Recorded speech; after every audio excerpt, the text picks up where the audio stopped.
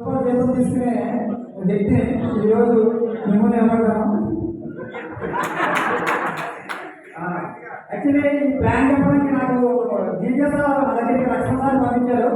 అప్పుడు టోటలీ నేను సార్ని ఉదయం 10 గంటలకు వచ్చిన వ్యక్తి ఈవినింగ్ 4:30 వరకు 8 చేయించాను.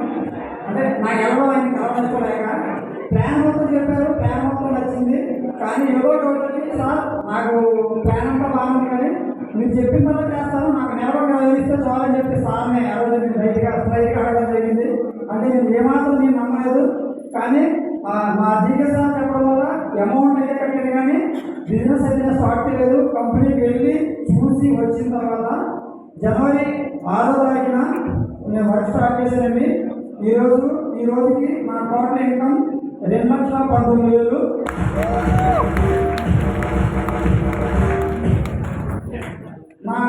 నాకు రావడం కదండి, మా టోటల్ టీము నన్ను నమ్మి మా వెంట వచ్చిన నా టీమ్ మెంబర్స్ అందరికీ కూడా మంచి ఇన్కమ్ వచ్చింది.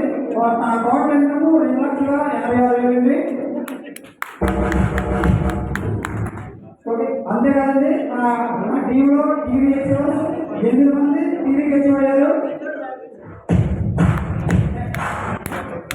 నెక్స్ట్ నా గోల్ ఏంటంటే gold HO. Next month ending కదా నేను గోల్డ్ హెచ్ఓ అవ్వాలని నేను గోల్ పెట్టుకున్నాను. ఆ విధంగా